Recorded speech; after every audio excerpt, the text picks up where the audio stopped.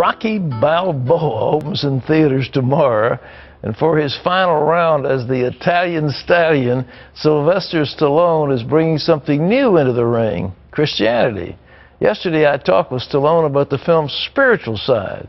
But before we look at that interview, here's a preview of tomorrow's Rocky Balboa. This Christmas, the greatest underdog story of our time is back for one final round.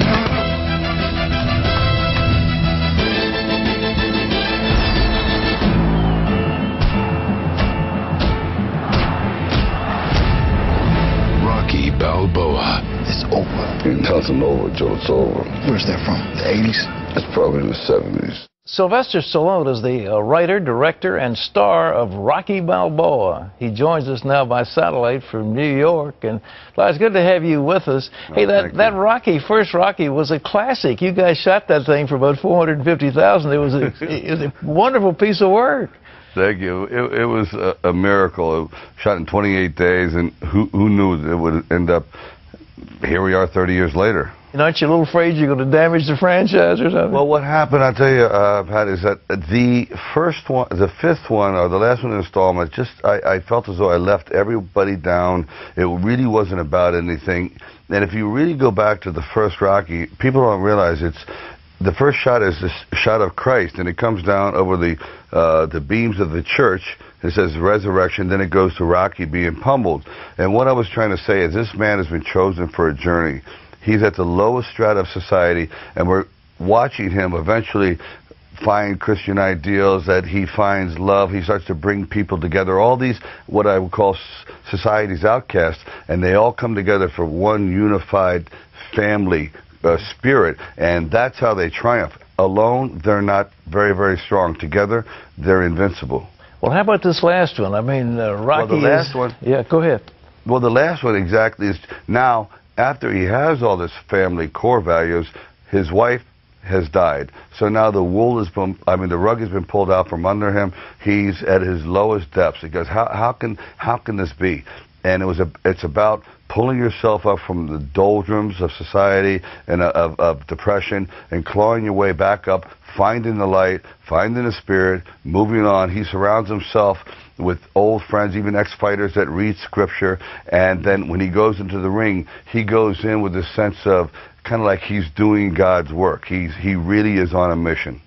Well, you know, the average viewer is going to say, you know, boxing, you're slamming somebody, you know. What happened with that Russian, you know? You were giving him everything you possibly could.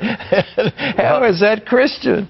Well, because, you know, there is one thing about speaking the word, but eventually you do need the crusader. Someone who goes out there and has to defend it and face evil one-on-one. And that's pretty much what Rocky is. And the entire Rocky series has never been about staunch reality like Raging Bull or other boxing films. It's more of a metaphor about life. And then in the end of Rocky, this last one, Rocky Balboa, he basically has come full circle, and he just, at the very end, just disappears, and the entire journey is over. Well, as far as the journey, I understand you personally have had an extraordinary spiritual reawakening. You want to tell us about it? Well, it is. You know, there was a time in there where I was very strict Catholic, and then when I got to Hollywood, and all of a sudden you're given the key to the candy stores, and temptation abounds, and I started to believe my own publicity. And no question, I admit it, I just lost my way. But every time I came back to Rocky, I was given a new shot in the arm, a new reawakening, and then I would abuse it again. And finally, it led to about 12 years of I just was spiraling down, and finally I said, I got to stop. I have to get back to basics.